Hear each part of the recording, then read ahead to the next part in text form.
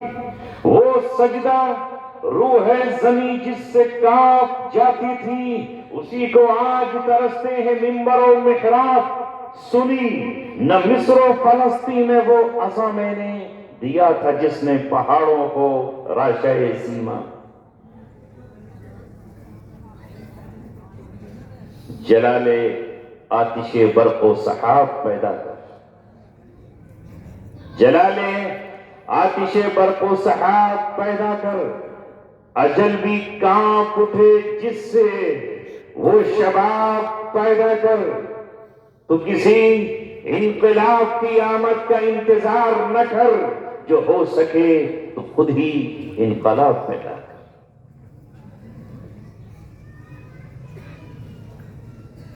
نوجوانوں، بزرگوں، ساتھیوں اور عزیزوں، ابھی آپ 1450 برس پہلے سرزمین فاراں اور عرب کی سرزمین پر نازل ہونے والی کتاب کی آیات کو قاری طیب جمال صاحب کے حسن و جمال کے ساتھ اور بہترین لب و لہجے کے ساتھ سماعت فرما رہے ہیں۔ یہی قرآن آج سے 1450 برس پہلے اتارا گیا، یہی سمجھنا ہے آج آپ کو چند سیکنڈ اور چند منٹوں میں۔ اس قرآن کو اللہ تبارک و تعالیٰ کے نازل کرنے کا مقصد یہ تھا کہ پوری دنیا جو گمراہی کے عذاب میں پھنسی ہوئی ہے اور جاہلیت کی دلدل میں اپنی گردن تک اٹی ہوئی ہے، اس انسانیت کو جاہلیت کے گرداب سے نکال کر جاہلیت کی کشتی جو بھور میں پھنس گئی ہے، اسے اللہ تبارک و تعالیٰ علم کی روشنی میں لانے کے لیے اللہ نے اب آخری کتاب کو نازل فرما دیا، اور اس آخری کتاب کا نام ہے قرآن، اس آخری کتاب کا نام ہے ذکر، اس آخری کتاب کا نام ہے تذکرہ، اس آخری کتاب کا نام ہے نصیحت نامہ۔ دنیا کی قوموں نے اس کتاب کو اللہ کی کتاب نہیں مانا اور مخالفت پر اتر آئے، اس کی بغاوت پر اتر آئے، لیکن کچھ خوش نصیب وہ تھے جنہوں نے اسے اللہ تبارک و تعالیٰ کی کتاب جان کر اس کی محبت کا چراغ اپنے سینے میں جلایا، اس کی آیتوں کی تلاوت اپنی زبان سے کی، اپنے عقل و اپنی فکر سے اس کے معنی میں غور کیا، اور اسے اللہ تبارک و تعالیٰ کا فرمان اور اللہ تبارک و تعالیٰ کا حکم جان کر اس کے وعدوں پر عمل کرنا شروع کیا اور اس کے حکموں کے سامنے اپنے آپ کو سرنڈر کر دیا۔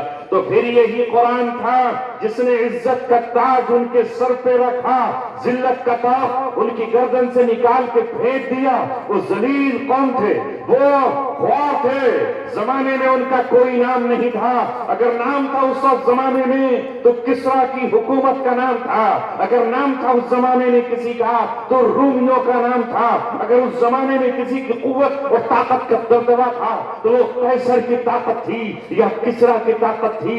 دنیا میں دو سپر پاور طاقتوں کا کھیل چلتا تھا، کبھی وہ اس کو ڈیفیٹ دیتا اور کبھی وہ اس کو شکست دیتا، کبھی وہ جیت لیتا، کبھی وہ ہار جاتا۔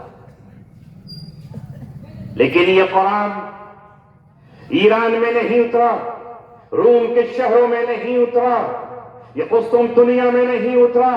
قرآن مقدس کو چونکہ اللہ تبارک و تعالیٰ نے بچا کے رکھا ہوا تھا آخری نبی کے لیے، خاتم النبیین کے لیے، آخری امت کے لیے، یہ رب کا آخری پیغام ہے، اس لیے یہ اترا وہاں جہاں سب سے پہلے زمین بنائی گئی، یہ اترا وہاں جہاں سب سے پہلے اللہ تبارک و تعالیٰ کا گھر عبادت کے لیے بنایا گیا، جو قبلہ بھی ہے اور کعبہ بھی ہے، جو مرکز بھی ہے روئے زمین پر اللہ تبارک و تعالیٰ کی تجلیات کا محور بھی ہے۔ اس قرآن کو اترنا شروع ہوا سرزمین مکہ میں، اس لیے کہ وہ مکہ دنیا کے بالکل بیچوں بیچ ہے۔ یہ ہے کتاب جسے خود قرآن نے کہا ہدی للمتقین، یہ تقوی والوں کے لیے ہدایت، جسے قرآن نے کہا ہدی للناس، یہ پوری انسانیت کے لیے ہدایت اور رہنما ہے، اس میں ہر چھوٹی بڑی بات بیان کر دی گئی ہے۔ عبادت اپنے خالق اور مالک کی، اس کائنات کے بنانے والے کی، اس کائنات کو سجانے والے کی، پھولوں میں خوشبو رکھنے والے کی، تمہاری آنکھ میں نور رکھ دینے والے کی، تمہارے لیے زمین میں خزانے چھپا دینے والے کی کیسے کرنا ہے، وہ اس کتاب نے بتایا۔ اس کتاب نے کہا یا ایھا الناس اعبدوا ربکم الذی خلقکم، اے ایمان والو، ایمان والو عبادت کرو، یا ایھا الناس اعبدوا ربکم الذی خلقکم والذین من قبلکم، تم سے پہلے جن کو بنایا ہے جس نے، اس کی عبادت کرو، اور وہ ایک اللہ تبارک و تعالی کی ذات ہے۔ یہ مفرد والے جو بھائی ہیں ذرا ان کے کندھے پر ہاتھ رکھو، وہ آپ کا آٹو ہے؟ آپ کا بھیا ان کا آٹو چرا کے کیوں لے گئے؟ واپس کر دو۔ وہ جو ٹیمپو تھا وہ انہی کا تھا کیا؟ یہ ڈرائیور ہے اس کے لیے۔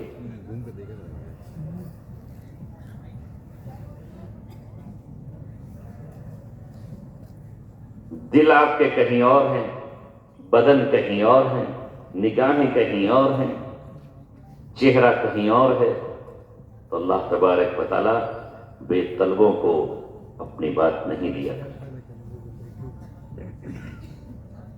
وہ غنی ہے، واللہ الغنی وانتم الفقراء، اسے تمہاری ضرورت نہیں ہے۔ دنیا میں ہزاروں فرعون آئے ہیں جنہوں نے انا ربکم الاعلی کا نعرہ لگایا ہے، اللہ تبارک و تعالیٰ نے انہیں موقع دیا، مہلت دی، امہال دی، چھوٹ دی، لگاتے رہو نعرہ، مجھے تمہاری ضرورت نہیں ہے۔ اللہ تبارک و تعالیٰ نے ایسے فرعونوں کو صفحہ ہستی سے مٹا کر یہ بتایا کہ رب اعلیٰ تو میں ہوں۔ نہ جانے کتنے نمرود آئے اور سرکشی کا اعلان کیا، بغاوت کا اعلان کیا انہوں نے، لیکن اللہ تعالیٰ نے ان کی پرواہ نہیں کی۔ ایک دن ان کی گردن کو موڑا، ان کے پنجوں کو توڑا اور ان کی اکڑی ہوئی گردنوں کو جھنجھوڑ کے رکھ دیا۔ اللہ تبارک و تعالیٰ نے ایک چھوٹا سا مچھر ناک میں داخل کیا اور اس کے سر پر اتنی جوتیاں لگوائیں کہ سر اس کا بعد میں کھیل کھیل ہو گیا۔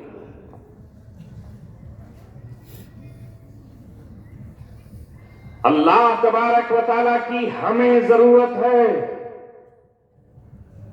قدم قدم پر، سانس سانس، لمحہ لمحہ ہمیں اللہ تبارک و تعالیٰ کی ضرورت ہے۔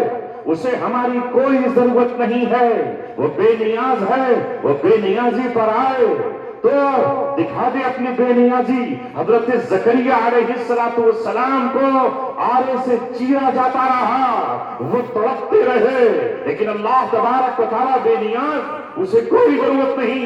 حضرت یحییٰ علیہ السلام کا سر کاٹ کر تشت میں اور طواف میں ایک طوائف کے پاس رکھ دیا گیا۔ سر کٹا کس کا؟ حضرت یحییٰ کا۔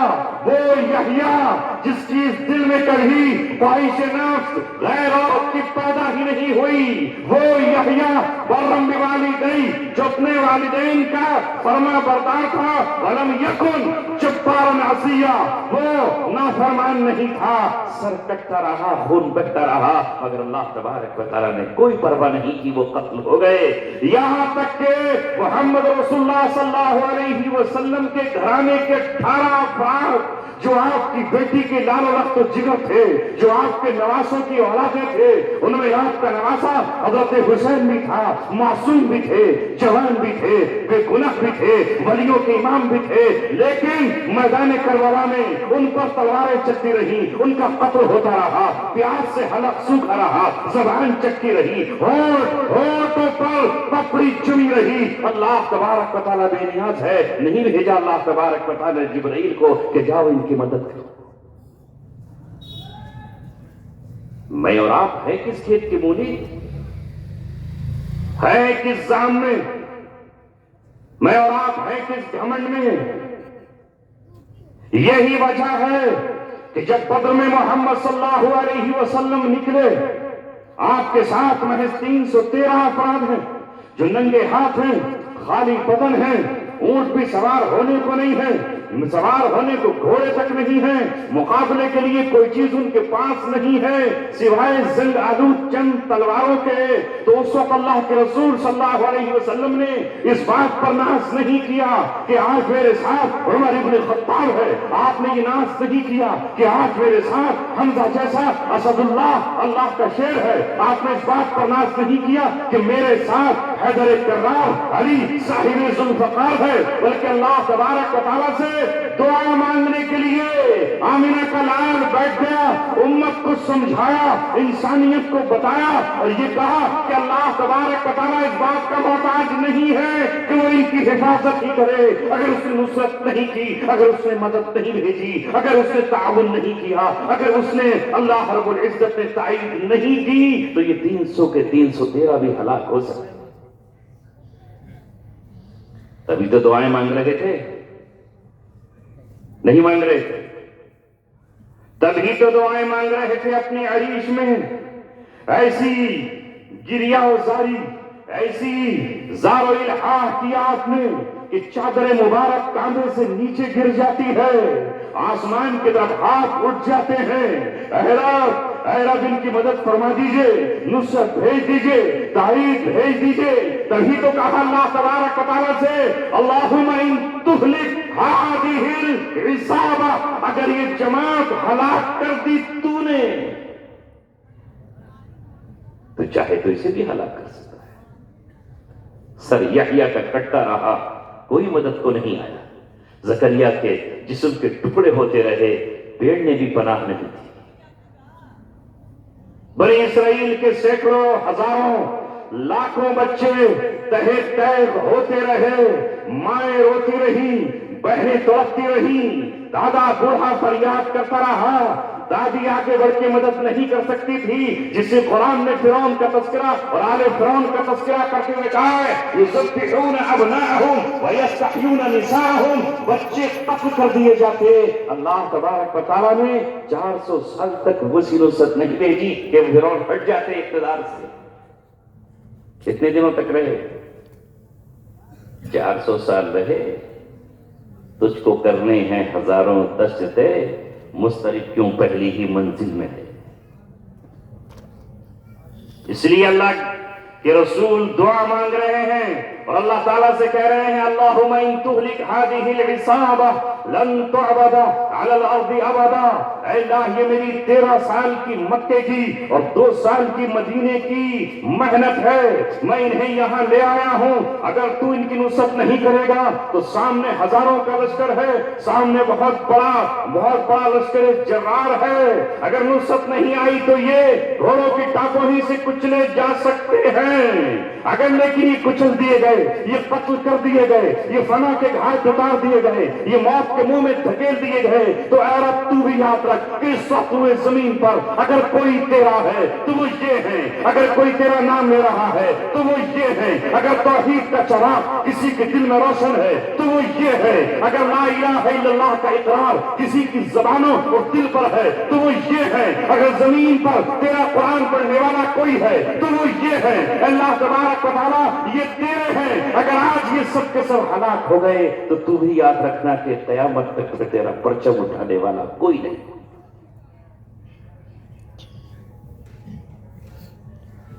رسول اللہ کی دعائیں قرآن میں موجود ہیں، احادیث میں موجود ہیں، پڑھ کر تو دیکھو۔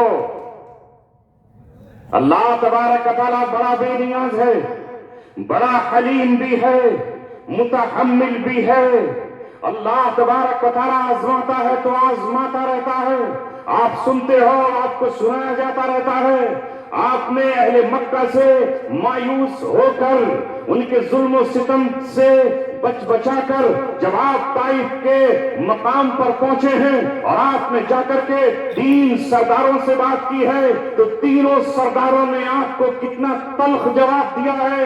ایک سردار نے تو آپ سے یہ کہا چونکہ آپ اونٹنی پر سوار ہو کر نہیں گئے تھے، آپ کے پاس اس وقت سرزمین مکہ پر کوئی گھوڑا بھی نہیں تھا جس گھوڑے پر سوار ہو کر چلے جاتے، مہینوں بھر پیدل کا راستہ طے کرتے ہوئے گئے، آج آپ کے ساتھ صدیق اکبر بھی نہیں تھے، عمر بن خطاب بھی نہیں تھے، علی مرتضیٰ نہیں تھے، سعد بن وقاص نہیں تھے، زبیر بن عوام آپ کے پھپھیرے بھائی آپ کے ساتھ نہیں تھے، ساتھ میں غلام زید بن حارثہ۔ تو ایک ظالم نے ان میں سے یہ کہا کہ تو اللہ کا رسول ہے، ارے اللہ کو اتنی بھی شرم نہیں آئی کہ تجھے چلنے کے لیے ایک اونٹنی دے دیتا؟ تو اگر اللہ کا رسول ہے تو کم سے کم تجھ پہ ایک اونٹنی تو ہوتی، تو بھی نہیں۔ بات مختصر کرنے کی وجہ سے اس پورے قصے کو نہیں چھیڑ رہا، یاد ہے آپ کو، سنتے رہتے ہو آپ، میں اس کا وہ پہلو بیان کر رہا ہوں۔ جب آپ صلی اللہ علیہ وسلم وہاں سے مایوس ہو کر واپس آنے لگے تو ان ظالموں نے، ان درندوں نے، ان وحشیوں نے، ان پتھر دل لوگوں نے، آپ کے مخالفوں نے آپ پر نوجوان لڑکوں کو لگا دیا، اواشوں کو، بدماشوں کو لگایا، جو تاک کر آپ کی پنڈلیوں پر حملہ کر رہے تھے اور پتھر مار رہے تھے۔ چاروں طرف پتھروں کی برسات ہے، دائیں منہ گھماتے ہیں تو پتھر، بائیں طرف دیکھتے ہیں تو پتھر، سامنے سے پتھر، پیچھے سے پتھر۔ زید بن حارثہ کبھی آپ کے آگے کھڑے ہو جاتے ہیں کہ پتھر میں اپنے جسموں پر لے لوں، تو پیچھے سے پتھر آ رہے ہیں، بھاگ کر پیچھے جاتے ہیں تو دائیں سے پتھراؤ ہے، دائیں طرف کھڑے ہوتے ہیں تو بائیں طرف پتھراؤ ہے۔ زید بن حارثہ بھی زخمی ہے۔ وہ روئے زمین پر سب سے طاقتور انسان، جس نے رکانا کے چیلنج کو قبول کرتے ہوئے ایک جس نے اسے پچھاڑ دیا تھا، مکے کا وہ پہلوان جو ہر مورچے پر دوسرے پہلوانوں کو شکست دے چکا تھا، اس آمنہ کے لال کے سامنے 3 بار پچھڑا اور ہار گیا۔ وہ محمد عربی صلی اللہ علیہ وسلم جس نے جنت کے 30 مردوں کی طاقت دی، یہ طاقتور انسان خون اتنا بہا کہ زمین پر بے ہوش ہو کر گر گیا۔ فوراً نہیں آئی اللہ تبارک و تعالیٰ کی نصرت، اسی وقت وہ پتھر مارنے والے اپاہج نہیں ہوئے، ان کے ہاتھ توڑے نہیں ہوئے، ان کی آنکھیں نابینا نہیں ہوئی، ان کے قدم ایسے ہی سلامت رہے، وہ زبان چلانے والے تینوں سردار گونگے نہیں بنا دیے گئے۔ اللہ برداشت کرتا ہے اور بے نیاز ہے۔ نبی کو کاندھے پر زید بن حارثہ نے اٹھایا، لا کر کے باغ میں رکھا، رسول اللہ پر اتنی تکلیف ہو کہ بے ہوش ہو جائیں، خون سے جوتیاں لبریز ہو جائیں۔ اس وقت محمد صلی اللہ علیہ وسلم نے کیا بات کہی؟ اب بھی اللہ تبارک و تعالیٰ کو چھوڑا نہیں۔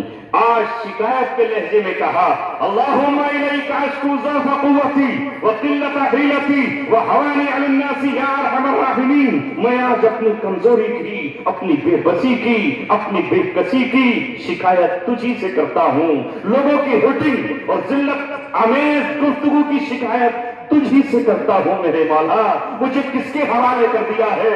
ایک اجنبی کے؟ مجھے کس کے سپرد کر دیا ہے؟ ایک ایسے دشمن کے جو مجھ پر حملہ آور ہوتا ہے؟ بس یہ شکایت کرنی تھی کہ پھر مقام عبدیت عروج پر آیا اور جوش پر آیا، اور اللہ کے رسول نے کہا، ان لم یکن بک علی غضب، اے میرے رب اگر تو مجھ سے ناراض نہیں ہے تو مجھے کسی کی کوئی پرواہ نہیں، تو راضی ہو جائے۔ یہاں بھی اللہ کو راضی کرنا ہے۔ تو یہ بات نکلی کس بات پر کہ آج ہمارا مسلمان اللہ تبارک و تعالیٰ سے اپنے کو بے نیاز سمجھتا ہے اور یہ سوچ رہا ہے کہ تجھے اس کی ضرورت نہیں ہے۔ دین کی محفل ہو، دل کہیں اور ہو، یہ روحانی مجلس ہو اور پھر بھی قلب کہیں اور ہو، اس سے زیادہ غفلت کیا ہوگی؟ اللہ تبارک و تعالیٰ اپنے حبیب سے کہا، وَلَا تُطِعْ مَنْ أَغْفَلْنَا قَلْبَهُ عَنْ ذِكْرِنَا۔ اے میرے محبوب، آپ اس کی بات مت مانیے گا جس کے دل کو ہم نے اپنی یاد سے غافل کر دیا ہے۔ آپ اس کی بات نہیں مانیں گے۔ کچھ دل ایسے ہیں جو غفلت میں پڑے ہوئے، غفلتوں کے پردے پڑے ہوئے ہیں، اور پردوں کے بعد پھر ان دلوں پر تالے لگا دیے جاتے ہیں، اور جب تالے دلوں پر لگا دیے جاتے ہیں تو دین کی بات دلوں میں نہیں اترتی۔ آج ہو یہ گیا ہے کہ چاروں طرف ناچ ہے، سنگیت ہے، باجا ہے، بانسریاں ہیں، پائل کی جھنکار ہے، طوائفوں کا ناچ ہے، ہر طرف یہی تو ہے۔ لہذا اس کی وجہ سے ہمارے نوجوانوں کی آنکھوں سے حیا غائب ہو گئی، زبان کی پاکیزگی جھوٹ بولتے بولتے اور غیبت کرتے کرتے اور گالیاں بکتے بکتے ختم ہو چکی ہے۔ ایمان جو سینے میں تھا، میں یہ نہیں کہتا کہ وہ رخصت ہو گیا ہے، ایمان تو ہے مگر اس بجھی ہوئی چنگاری کی طرح ہے جو رات کے ڈھیر میں دبا دی جاتی ہے اور اس کی آنچ کبھی دور تک نظر نہیں آتی۔ اسی سرگرمی کو دوبارہ سے بہکانے کے لیے اللہ تبارک و تعالیٰ نے علماء کو حکم دیا ہے اور صلحاء کو حکم دیا ہے، عام مومنین کو حکم دیا ہے کہ اللہ تبارک و تعالیٰ کی طرف لوگوں کو بلاؤ۔ ومن احسن قولا ممن دعا الی اللہ، اس سے بہتر کون ہے جو اللہ تبارک و تعالیٰ کی طرف لوگوں کو بلائے؟ اور اللہ نے حکم دیا، خود کہا وذکر فإن الذکر تنفع المؤمنین۔ اے لوگوں، اے محمد صلی اللہ علیہ وسلم اور ان کے بعد آپ کے جانشی اور ان کے بعد علماء کی ذمہ داری ہے کہ وہ مومنین کو نصیحت کرے، اس لیے کہ نصیحت ان کو فائدہ پہنچے۔ یہ جلسے، یہ اجلاس، یہ ٹینٹ، یہ اہتمام، یہ سارا اسی لیے ہے کہ ہمارا آج کا نوجوان غافل ہو گیا اس قرآن سے۔ اللہ تبارک و تعالیٰ کی اسے یاد نہیں رہی، ہاتھوں میں باجا ہے، ہارمونیم ہے۔ کل کا زمانہ تو یہ تھا کہ 2-4 ہارمونیم والے ہوا کرتے تھے، آج تو کوئی گھر بچا ہوا نہیں ہے، کوئی بہن اور بیٹی بچی نہیں ہے جس کے ہاتھ میں ملٹی میڈیا موبائل نہیں ہے، اور اس میں وہ فسادات ہیں کہ جن کا شمار آج کمپیوٹر سے، کیلکولیٹر سے نہیں کیا جا سکتا ہے۔ دنیا کی ہر بے حیائی اور بے حیائی کا ہر نظارہ مغرب کی قوموں نے اس پر ڈال رکھا ہے۔ وہ زمین پر 2 ہی لشکر ہیں، ایک لشکر ہے رحمان کا اور دوسرا ہے شیطان کا، ایک جنود الشیطان ہے اور دوسرا جنود الرحمان ہے، ایک اللہ تبارک و تعالیٰ کی پارٹی ہے حزب اللہ اور دوسری حزب الشیطان ہے۔ دونوں میں سے انتخاب کرو، مجھے اور آپ کو کس کی طرف جانا ہے اور کس کے پاس جانا ہے۔ شیطان کی پارٹیاں آج بہت طاقت میں ہے، بہت قوت میں ہے، سائنس اور ٹیکنالوجی کے ذریعے انہوں نے ہم سے سب کچھ چھین لیا ہے۔ وہ احترام جو ماں کا ہونا چاہیے تھا وہ احترام نہیں ہے، وہ ادب، وہ عظمت جو باپ کی ہونا چاہیے تھی وہ نہیں ہے۔ آج کا بیٹا اپنی ماں کا نافرمان ہے اور باپ کا نافرمان ہے۔ فرصت کی نہیں، ماں کہتی ہے بیٹے دوا ختم ہو گئی، گھٹنوں میں درد ہے، کمر کی تکلیف ہے، تو جا رہا ہے مارکیٹ، تو شہر جا رہا ہے، اگر وہ دیہات میں ہے میری دوا کی گولی لے آنا۔ مگر آج کا بیٹا اپنے بچوں کے لیے کیلا نہیں بھولتا، سیب نہیں بھولتا، ان کا کھلونا نہیں بھولتا، بچوں کی گاڑیاں نہیں بھولتا، بچوں کے چلنے کے لیے نئی قسم کی رنگین سائیکلیں نہیں بھولتا۔ اگر بھول جاتا ہے تو ماں کا چشمہ بھول جاتا ہے، اگر بھولتا ہے تو ماں کی دوا بھول جاتا ہے، اگر بھولتا ہے تو ماں کا نسخہ بھول جاتا ہے۔ اے مسلمانوں، تم یہ کیوں نہیں کہتے کہ تم دنیا کی ساری قوموں سے ممتاز امت ہو، تم اعلیٰ اور ارفع اور سب سے افضل امت ہو، تمہارے پاس اللہ تبارک و تعالیٰ کی کتاب ہے اور رہنمائی کے رسول اللہ صلی اللہ علیہ وسلم کی ذات ہے۔ آج ہی نہیں، برسوں سے میں سنتا ہوں اور آج تک سن رہا ہوں کہ ہمارا کوئی قائد ہی نہیں، ہمارا کوئی قائد ہی نہیں، ہمارا کوئی لیڈر ہی نہیں جو لیڈ کرے، ہمارا کوئی رہنما ہی نہیں جو ہماری رہنمائی کرے۔ یہ کون قوم کہہ رہی ہے؟ یہ کون قوم کہہ رہی ہے؟ اس کی شعور کا اندازہ تو لگاؤ، کسے رہبر بنانا چاہتی ہے؟ کہاں رہبر تلاش کر رہی ہے؟ 1450 برس پہلے 571 عیسوی میں 12 ربیع الاول کو سرزمین مکہ پر آمنہ کے پہلو میں اللہ تبارک و تعالیٰ نے آخری ہادی کو بھیج دیا، آخری رہبر کو بھیج دیا، آخری مقتدی کو بھیج دیا، پیشوا کو بھیج دیا، امام کو بھیج دیا، اور پھر اللہ تبارک و تعالیٰ نے طائف کی سفر سے واپسی کے بعد محمد عربی صلی اللہ علیہ وسلم کو مسجد اقصی میں بلایا، جہاں 1,25,000 نبی اور انبیاء، جہاں رسول موجود ہے، اور وہاں محمد صلی اللہ علیہ وسلم نے ان تمام کی امامت کی ہے۔ آدم آپ کے پیچھے ہے، ابراہیم آپ کے پیچھے ہے، یوسف آپ کے پیچھے ہے، سلیمان آپ کے پیچھے ہے، داؤد جن پہ زبور اتری ہے وہ آپ کے پیچھے ہے، حضرت عیسیٰ جن پر انجیل اتری ہے وہ آپ کے پیچھے ہے، شیس جن پر صحیفے اترے ہیں وہ آپ کے پیچھے ہے، موسیٰ جن پر تورات اتری ہے وہ محمد صلی اللہ علیہ وسلم کے پیچھے ہے۔ تمام نبیوں اور رسولوں کا امام بنا کر آپ کو بتا دیا گیا کہ قیامت تک اب اقتدا اور مقتدا اگر کسی کے ہاتھ میں ہے اور قیادت کا حق کسی کو ہے تو وہ آمنہ کا لفظ جگر اور عبداللہ کا در یقین۔ اس کے بعد بھی کسی قائد کی ضرورت ہے؟ کہاں ڈھونڈو گے؟ کہاں ڈھونڈنے جاؤ گے؟ پیرس میں، برطانیہ میں، لندن میں، چائنا میں، جاپان میں، برما میں، کہاں ڈھونڈو گے؟ اللہ تبارک و تعالیٰ نے تمہیں قائد دیا اور قیادت کے لیے جو اس پر کتاب اتاری اس کا نام قرآن مقدس ہے، اور اس شان کے ساتھ نازل فرمائی ہے کہ جس طرح 1400 سال پہلے اس کی تلاوت ابی بن کعب کیا کرتے تھے، اس کی تلاوت رسول اللہ مسجد نبوی میں کیا کرتے تھے، اس کی تلاوت حضرت عبداللہ ابن مسعود کیا کرتے تھے۔ حکومتیں آئی اور چلی گئی، ڈکٹیٹر آئے اور ختم ہو گئے، فولادی جگر رکھنے والے جلاد اور قاتل آئے اور ختم ہو گئے، ہلاکو اور چنگیز خان آئے اور دنیا چھوڑ کر کے چلے گئے، ہزاروں بادشاہ آئے اور ختم ہو گئے، غریبی بھی آئی، طوفان بھی آئے، زلزلے بھی آئے، بارشیں بھی آئیں اور بوائیں بھی آئیں، بیماریاں بھی آئیں، حکومتیں رنگ بدلتی رہی، یہ زمین اپنا رنگ بدلتی رہی۔ اللہ تبارک و تعالیٰ کبھی دلوں کو بڑا کرتا رہا، کبھی چھوٹا کرتا رہا، کبھی کوئی قوم عروج پاتی رہی اور دوسری قوم ذلیل ہوتی رہی۔ جو زمین کی تہ میں تھے وہ آسمانوں پر پہنچ گئے، جو آسمانوں پر تھے وہ زمین کی تہ میں گر گئے، جو عزت والے تھے وہ ذلیل کر دیے گئے، جو ذلیل تھے انہیں عزت دے دی گئی۔ لیکن اللہ تبارک و تعالیٰ کی کتاب اسی شان کے ساتھ موجود ہے جسے طیب جمال نے ابھی اسی لب و لہجے کے ساتھ پڑھا ہے جو 1400 برس پہلے مکہ اور مدینہ میں پڑھا جاتا۔ پھر کوئی اور کتاب چاہیے؟ پھر کوئی اور چاہیے؟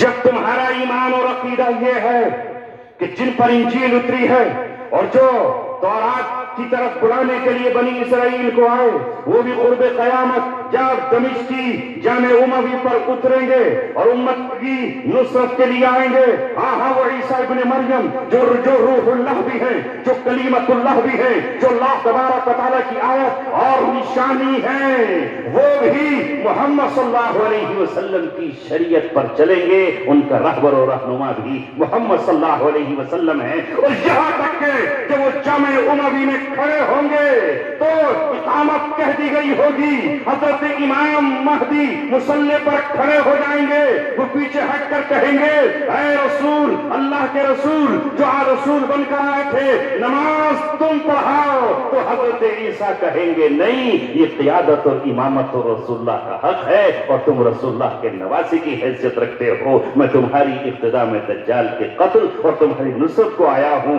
قائد تو آپ ہیں۔ پھر بھی کوئی اور چاہیے؟ جن کی احادیث، جن کے فرمودات، جن کی تعلیمات احادیث کی شکل میں موجود ہیں، اور اس امت کے علماء نے اتنی محنتیں کی ہیں کہ حدیث کو جان کر پھٹک کر اس کا پورا علم آپ کو دے دیا ہے، قیامت میں تک کیا ہونے والا ہے وہ سب کچھ بتا دیا ہے۔ تم سے زیادہ اپ ٹو ڈیٹ کون ہے؟ مگر یہ آپ کی اور میری مرعوبیت ہے کہ کسی کو اگر انگریزی زبان آ جاتی ہے تو ہم سمجھتے ہیں کہ یہ دنیا کا امام بن گیا ہے، اور اگر کوئی اپنے کپڑے اتار کر کے گھٹنے ہمیں دکھاتا ہے، ٹخنے ہمیں دکھاتا ہے، تو ہم سمجھتے ہیں کہ دنیا کا یہ ترقی یافتہ انسان ہے، اور اگر گھٹنوں سے اوپر اپنی رانے بھی دکھانا شروع کر دے تو سمجھتے ہیں یہ تو اماموں کا امام ہے، اور اگر بالکل کوئی ننگا ہو جائے تو ہم سمجھتے ہیں کہ یہ تو ساری دنیا کا ولی الامر ہے۔ کیا حالت ہے ہماری؟ کہاں پر کھڑے ہیں ہم؟ ذرا اندازہ اور جائزہ لو۔ اللہ تبارک و تعالی نے جس طرح محمد صلی اللہ علیہ وسلم کے سر پر امامت کا تاج رکھا، اسی طرح وہ تاج امامت تمہارے اور آپ کے سر پر اللہ تبارک و تعالی نے رکھا ہے۔ پڑھو قرآن کا دوسرا پارہ شروع کی آیت پڑھ لو، وَكَذَلِكَ جَعَلْنَاكُمْ أُمَّةً وَسَطًا لِتَكُونُوا شُهَدَاءَ عَلَى النَّاسِ، اور اسی طرح جس طرح ہم نے تمہارا کعبہ قبلہ بنا ڈالا ہے، اسی طرح ہم نے پوری دنیا کا کعبہ تم کو بنایا ہے۔ امام تم ہو، قیادت اب تمہاری، سیادت تمہاری، امامت تمہاری، ریاست تمہاری، سب کچھ تمہارا ہے۔ کیوں؟ تمہیں اس لیے برپا کیا ہے کہ تم تمام دنیا کے سامنے، تمام انسانیت کے سامنے حق کی گواہی دو۔ تمہارا کام ہے گواہی دینا، شہادت۔ اس لیے مجھے اور آپ کو جو نماز عبادت دی گئی، اس سے پہلے جو اذان پڑھی جاتی ہے اس میں 2 لفظ شہادت ہی ہے نا؟ کیا ہے؟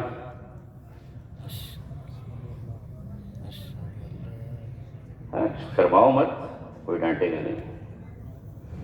اشہد ان لا الہ الا اللہ، میں گواہی دیتا ہوں کہ نہیں ہے کوئی معبود سوائے اللہ۔ یعنی اقولو، میں کہتا ہوں نہیں ہے۔ اشہد ان لا الہ الا اللہ، میں گواہی دیتا ہوں کہ اللہ کے سوا کوئی معبود نہیں ہے۔ واشہد ان محمد رسول اللہ، اور میں یہ گواہی دیتا ہوں کہ محمد اللہ کے رسول ہے۔ یہ گواہی کتنی بار دینی ہے؟ 5 بار دینی ہے نا، 5 بار 24 گھنٹے میں۔ مسجد کے مینار پہ کھڑے ہو کر، اونچے چبوترے پہ کھڑے ہو کر، بلند آواز سے کانوں میں انگلیاں دے کر، آج کل آواز چونکہ بہت ہی مدھم ہو گئی ہے، وہ طاقتیں نہیں رہی، یہ کیمیکل پیتے پیتے اور کیمیکل کھاتے کھاتے تو پھر اس کی ضرورت پڑتی ہے۔ ورنہ پہلے اللہ جب یہ انسٹرومنٹ نہیں تھے تو آدمی کی آواز 4-5 کلومیٹر تک ہی چلا جایا کرتی تھی۔ یہ گواہی آپ کو دینی ہے، اس کے لیے اللہ تبارک و تعالیٰ نے آپ کا انتخاب کیا ہے۔ مگر آج یہ مسلم قوم جسے رہنمائی کے لیے بھیجا گیا، جسے ماڈل بنایا گیا، وہ آج دنیا کے دوسروں میں نمونے دیکھ رہی ہے، اور اس نے اپنی تہذیب کو خود کچل ڈالا اور فراموش کر دیا، اور اپنی تہذیب کو فراموش کرنے کے بعد یہ قوم اب اسلام سے محبت نہیں کرتی۔ معاف کرنا مسلمانوں، یہ سر ہلانا، یہ جھوم جانا اور یہ محض نغموں پر 10-20 روپے کے نوٹ لٹا دینا، یہ قوالوں کی نقل ہے کہ قوالوں کے ساتھ ایسا کیا جاتا ہے۔ حقیقت میں اگر اللہ اور اس کے رسول سے محبت ہو، اسلام سے محبت ہو، دین سے محبت ہو، شریعت مطہرہ سے محبت ہو، تو ایک مسلمان لباس وہی پہنے گا جو محمد صلی اللہ علیہ وسلم نے ہمیں پہن کر کے بتایا ہے۔ لہذا اس کے بال ہالی ووڈ اور بالی ووڈ کی اداکاراؤں اور اداکاروں کی طرح نہیں ہوں گے، ان کی سیلونوں میں شیطانوں کے فوٹو نہیں لگے ہوئے ہوں گے۔ اگر محمد صلی اللہ علیہ وسلم سے محبت ہوگی تو چہرہ بھی ان جیسا ہوگا، چال بھی ان جیسی ہوگی، ڈھال بھی ان جیسا ہوگا، کپڑے بھی ان جیسے ہوں گے، اور جب کھانا کھانے کے لیے بیٹھے گا تو وہی ذہن میں سوچ کر بیٹھے گا کہ میرے نبی نے زمین پر بیٹھ کر کے کھانا کھایا ہے، دسترخوان پر بیٹھ کر کے کھانا کھلایا ہے، اس سے بڑی شان کوئی ہو نہیں سکتی، اس سے بڑی عزت کوئی ہو نہیں سکتی۔ دنیا کی قومیں اگر لنگوروں کی طرح کھائیں، بندروں کی طرح کھائیں، گایوں کی طرح کھائیں، بھینسوں کی طرح کھائیں اور وہ جانوروں کی طرح کھائیں تو ہم ان سے کوئی مطلب نہیں ہے۔ ہم زمین پر بیٹھ کر کھائیں گے، دسترخوان بچھا کر کھائیں گے، اس لیے کہ ہمارے نبی نے ایسا ہی کیا۔ لیکن کیا ہم ایسا کرتے نظر آتے ہیں؟ نہیں نظر آتے۔ 4 ڈبل اگر مل جائیں، 4 پیسے اگر مل جائیں تو پھر کھڑے ہو کر ہم کھانا کھائیں گے، ان جانوروں کی طرح جو چھین کر کھاتے ہیں۔ کیا نظر نہیں آ رہا؟ کیا دعوت دیں گے ہم کسی کو؟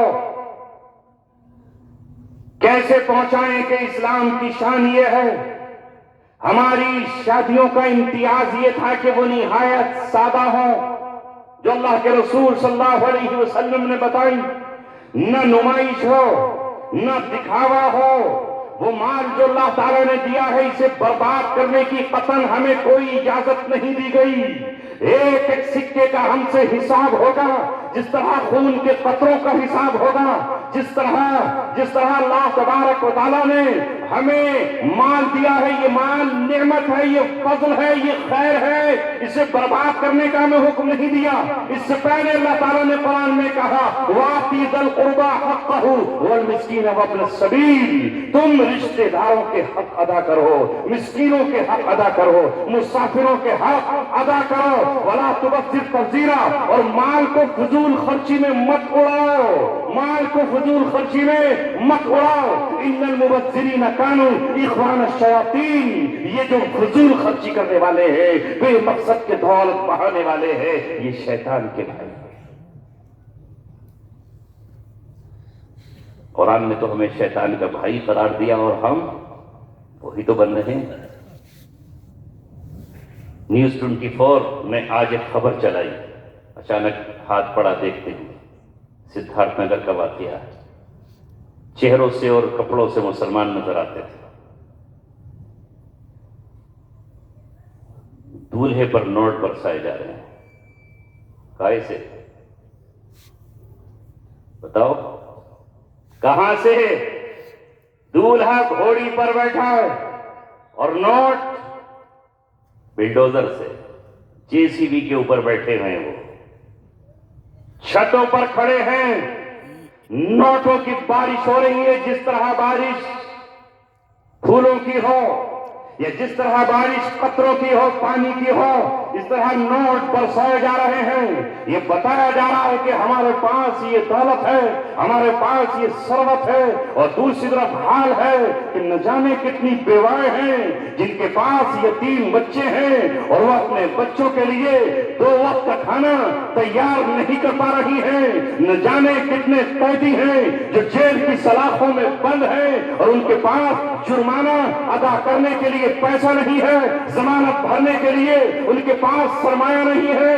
نہ جانے کتنے یتیم ہیں جن کا دل پڑھنے چاہتا ہے مگر ان کے پاس قلم نہیں ہے۔ نہ جانے کتنے جسم ہیں جو اس سردی میں کانپ رہے ہیں، ان کے پاس سویٹر نہیں ہے، ان کے پاس اونی کوئی کپڑا نہیں ہے۔ دنیا کے ہر خطے میں ایسے لوگ مل جائیں گے جہاں فاقہ ہے، بھوک ہے، بھوک کی شدت ہے، پیاس ہے، کہیں مت جاؤ۔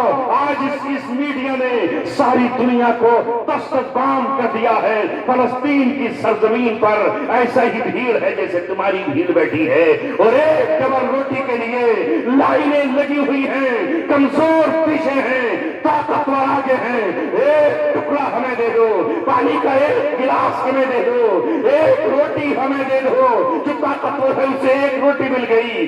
یہ حال ہے سرزمین فلسطین پر۔ ایک طرف یہ بے ایمان ہے، ایک طرف یہ شیخی خور ہے، ایک طرف یہ نمائش کرنے والے ہیں۔ اس خبر والے نے کہا 30 لاکھ روپیہ اسی طرح انہوں نے نوٹوں کا بانٹ دیا۔ پھر روتے ہو کہ تمہارے پاس کچھ ہے نہیں۔ کیوں نہیں ہے؟ ہے پیسہ، مگر یہ 30 لاکھ کسی جھوپڑی کو بنوانے کے لیے نہیں ہے۔ یہ پیسہ کسی بھوکے کو کھانا کھلانے کے لیے نہیں ہے، یہ پیسہ کسی یتیم کی کفالت کے لیے نہیں ہے، یہ پیسہ سماج، ملک اور ملت کی خدمت کے لیے کوئی ایک ڈاکٹر بنانے کے لیے نہیں ہے، یہ کوئی پی ایچ ڈی بھرا پروفیسر و ماسٹر بنانے کے لیے نہیں ہے، یہ کوئی آئی ایس یا آئی پی ایس بنانے کے لیے نہیں ہے، یہ کوئی اپنے قوم کا انجینئر بنانے کے لیے نہیں ہے، یہ کوئی قرآن کا قاری بنانے کے لیے پیسہ نہیں ہے، یہ حال ہے اس مسلم قوم کا۔ ہمارا حال تو یہ ہونا چاہیے تھا جو 1400 برس پہلے محمد صلی اللہ علیہ وسلم نے کہا، اپنی بیٹی فاطمہ کا نکاح کیا۔ یہ فاطمہ کون ہے؟ سیدۃ نساء اہل الجنہ، یہ تمام جنت کی عورتوں کی سردار ہے۔ یہ فاطمہ کون ہے؟ سیدہ شباب اہل الجنہ، جنت کے نوجوانوں کے سردار کی ماں ہے، حسن اور حسین کی ماں ہے۔ یہ فاطمہ کون ہے جس کے بارے میں آپ نے کہا بضعۃ منی، یہ میرے جگر کا ٹکڑا ہے، یہ میرا ٹکڑا ہے۔ جب اس کو آپ نکاح کرتے ہیں تو نہ ڈھول ہے، نہ تاشا ہے، نہ کسی کا ناچ ہے، نہ پھولوں کی برسات ہے، نہ حضرت علی کے چہرے پر سیرا ہے، نہ ہاتھ میں مہندی ہے، کوئی تام جھام نہیں ہے۔ نکاح پڑھا دیا گیا ہے، مہر باندھ دیا گیا ہے، اور خود رسول اللہ اپنی بیٹی کو رخصت کرنے کے لیے علی کے دروازے پر کھڑے۔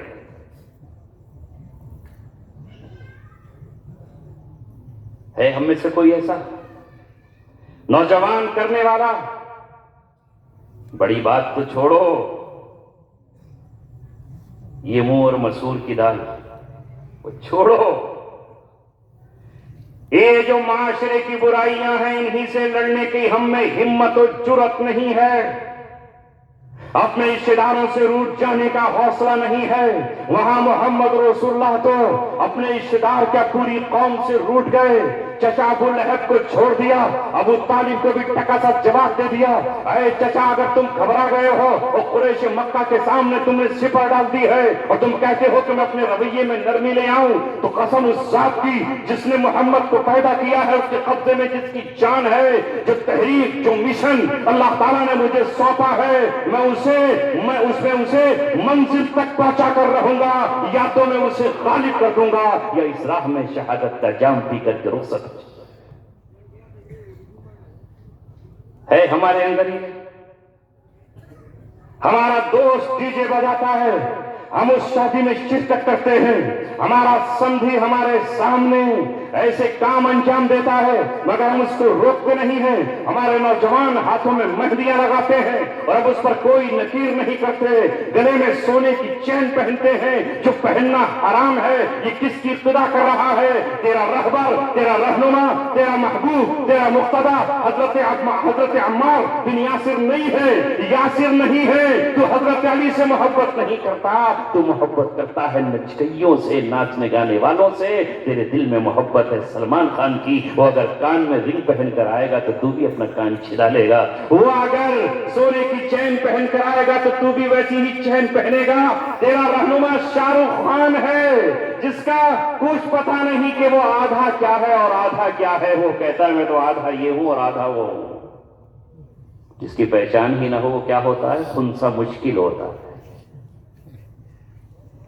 کوئی تو ہوتا ہے، ارے مرد کی تو پہچان ہے کہ سیدھا مرد ہے، عورت کی پہچان ہے کہ سیدھا مسلمان ہے، یہ مرد ہے یہ عورت ہے۔ مسلمان کی پہچان تو ہو کہ وہ مسلمان ہے، وہ یہ کہے کہ میں تو سب کچھ ہوں، وہ بھی ہوں اور وہ بھی ہوں۔ یہ ہے ہمارے مقتدی۔ معاف کیجیے گا، معاشرے میں جو اس وقت برائیاں پھیلی ہوئی ہیں انہیں مٹانے کے لیے کون آئے گا؟ کیا سمجھتے ہو تمہاری اصلاح کون کرے گا؟ بابا رام دیو، وہ سمجھائیں گے آپ کو، اگر مان لو گے ان کی بات۔ آچاریہ فیروز کرشنم ہیں، ان کی بات مانو گے وہ تمہیں سمجھائیں گے، تمہیں تمہارے ہی رہبر سمجھائیں گے۔ چھوڑو ان تمام برائیوں کو۔ ایک بار جب قرآن نے کہہ دیا، ایک بار قرآن نے کہہ دیا وَلَا يَشْهَدُونَ الزُّورَ، یہ مومنین وہ ہیں جو جھوٹی گواہی نہیں دیتے، جھوٹ کے قریب نہیں پھٹکتے، تو پھر ایک مسلمان وہ ہے جو جھوٹ نہیں بولے گا سوائے ان مقامات کے جہاں جھوٹ کی اللہ ہی نے گنجائش دی ہے۔ مسلمان جھوٹا نہیں ہو سکتا۔ لا ایمان نہ اس کا ایمان نہیں. من لا امانت علیہ, جو امانت دار نہیں ہے, جو امانت دار نہیں وہ مومن نہیں ہے. تمہارے نبی کی سیرت دیکھو. آج کے جلسے کا عنوان ہے سیرت النبی اور اصلاح معاشرہ. دشمن مشورہ کر رہے ہیں کہ اس محمد صلی اللہ علیہ وسلم کو قتل کر ڈالو. ہر قبیلے کا ایک نوجوان ننگی شمشیر لے کر بیک وقت ان کے جسم پر حملہ کرے. اتنے قبیلے اکٹھے ہو جائیں کہ بنو ہاشم لڑنے کا ہمت نہ کر سکے, حوصلہ نہ کر سکے. حمزہ کی ہمت ٹوٹ جائے, عباس کی ہمت ٹوٹ جائے, اور ان کے بھتیجوں کی ہمت ٹوٹ جائے.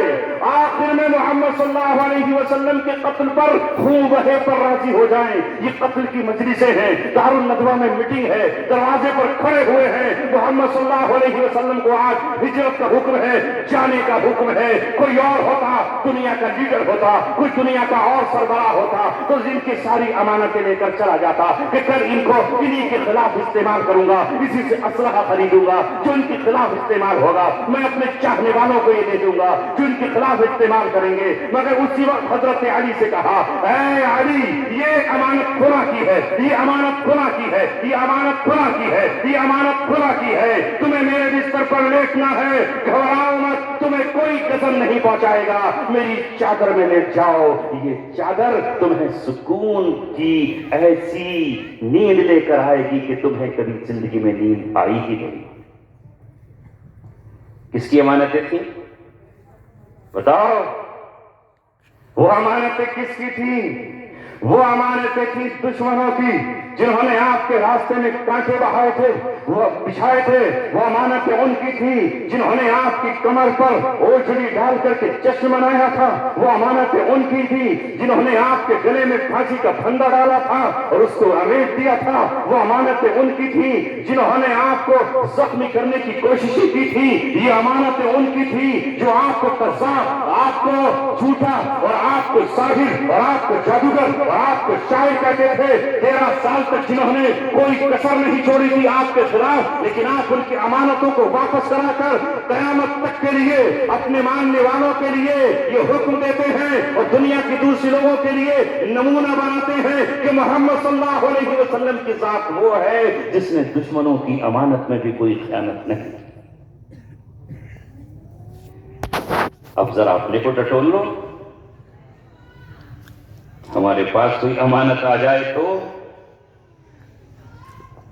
بولو. ہمیں تو اگر کوئی یہ کہے کہ فلاں غریب تک پہنچا دینا, کہیں گے مجھ سے زیادہ غریب کون ہے, اس کا مستحق تو میں ہی ہوں. امانت امانت دار کے سپرد کی جائے. ایک حدیث سن لیجئے, جس دور میں ہم جی رہے ہیں اس کے بارے میں بھی محمد صلی اللہ علیہ وسلم نے خبر دی. سیأتی علی الناس سنوات خدعات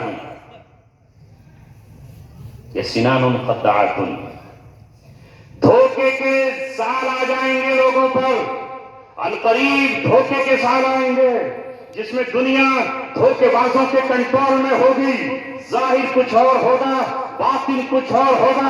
حقیقت پر پردہ پڑا ہوا ہوگا اور جو کچھ دکھایا جا رہا ہوگا وہ حقیقت نہیں ہوگی. اس طرح چاروں طرف دھوکہ ہی دھوکہ ہوگا. آپ نے فرمایا آئیں گے دھوکے کے سال, ان میں کیا ہوگا؟ یصدق فیہا الکاذب, اس میں جھوٹے کی تصدیق کی جا رہی ہوگی کہ سبحان اللہ, ماشاءاللہ, کیا سچے لوگ. جھوٹے کی تصدیق کی جائے گی, اسے سچا قرار دیا جائے گا, بڑا سچ. وَيُكَذَّبُ فِيهَا الصَّادِقُ, اور جو سچا ہوگا اسے کہا جائے گا جھوٹا ہے, جھوٹ بولتا ہے. سچے کو جھٹلایا جا رہا ہوگا. اور وَيُؤْتَمَنُ فِيهَا الْخَائِنُ, اور خیانت کرنے والوں کو امانتیں دی جا رہی ہیں. جو خیانت کرتے ہوں گے انہیں ہی امانت سپرد کی جائے گی. اور اگر کوئی یہ کہے گا کہ جناب انہوں نے تو 2 سال پہلے 1.5 کروڑ روپے کا کوئی حساب نہیں دیا, پہلے وہ تو حساب دے دیں، اس کے بعد پھر ان کو کوئی منصب، کوئی عہدہ، کوئی ذمہ داری سپرد کی جائے گی تو پوری قوم کہے گی حضرت پہ آپ ایسی بات کر رہے ہیں۔ یہ نہیں ایسا نہیں ہو سکتا۔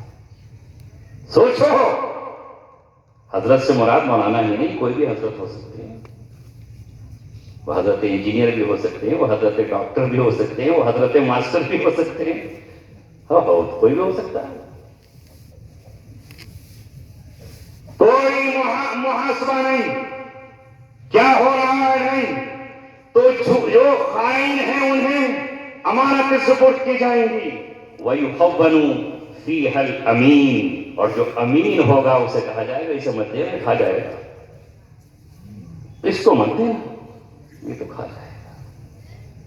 وَيَنْطِقُ فِيهَا الرُّوَيْبِضَةُ، اور اس وقت جو بات کرے گا، جو ذمہ دار ہوگا، جو بات کر رہا ہوگا، وہ کون ہوگا؟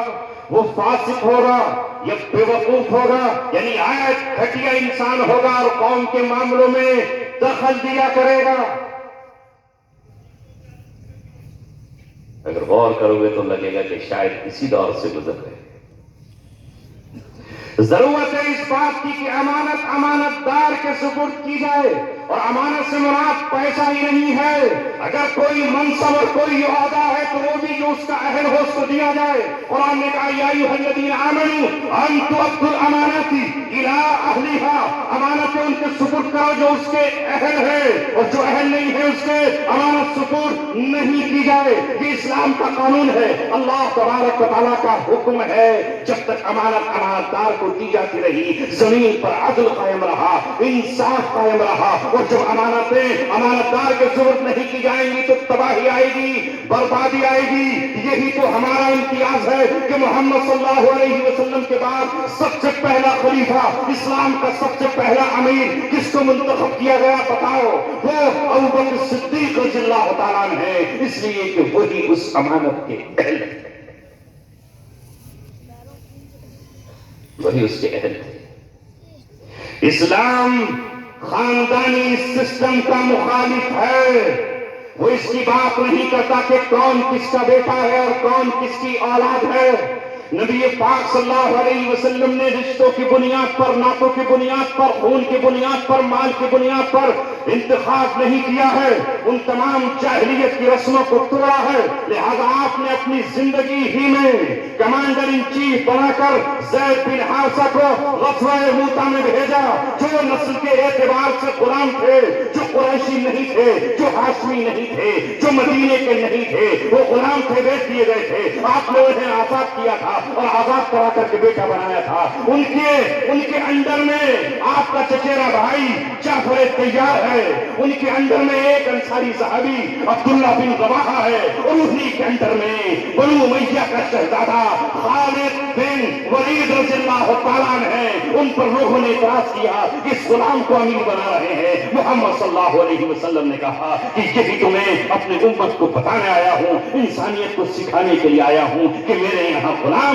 اور آزاد کی کوئی حیثیت نہیں ہے۔ آزاد بھی اگر اس لائق نہیں ہے تو وہ پچھلی صف میں رہے گا، اور اگر غلام کی یہ حیثیت ہے تو وہ آگے کھڑا۔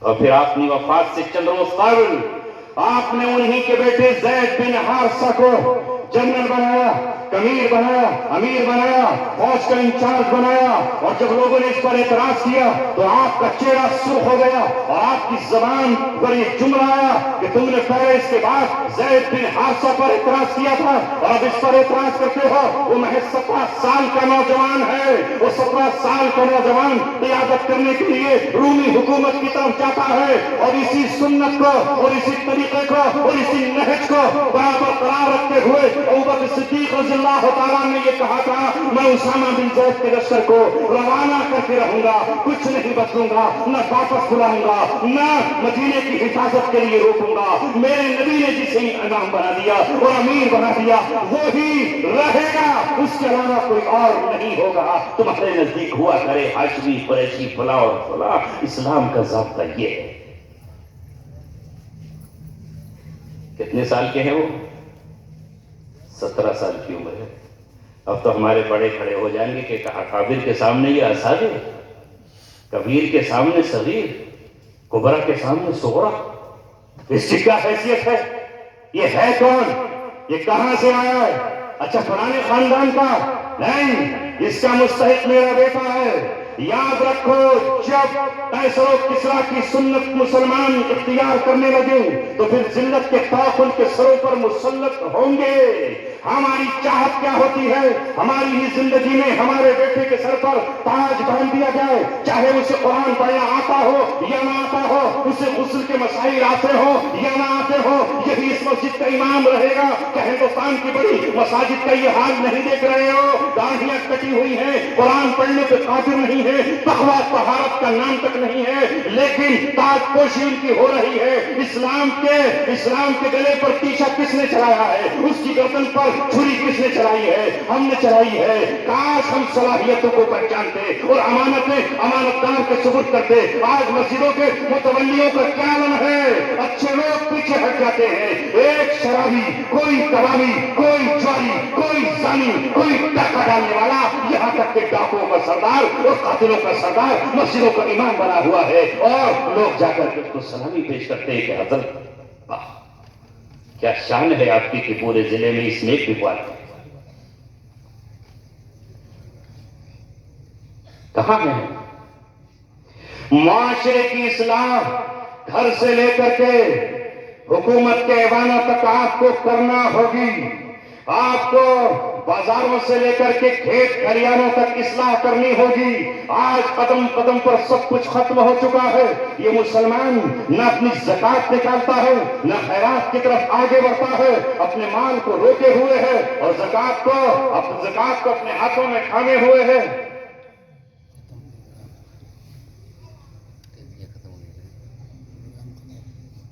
کیوں کسی کی عزت پڑ گئی کیا؟ مجھے پتا ہے کہ اپنے بھی خفا مجھ سے ہیں، بیگانے بھی ناخوش۔ میں زہر حلال کو کبھی کہہ نہ سکا قلب، اب پسندی میرا شیوا ہے، قیامت کیا ہے؟ سچ اگر سچ ہے تو کہنے میں قباحت کیا ہے؟ نوجوانوں سمجھ گئے؟ جلسہ ختم ہو رہا ہے، صدر صاحب فرما رہے ہیں کہ آگے جلسے کی اجازت نہیں دی جا سکتی، اس لیے آگے سر کی مخالفت کرنا پھر قدر کو دعوت دینا ہے۔ وآخر دعوانا الحمدللہ رب العالمین۔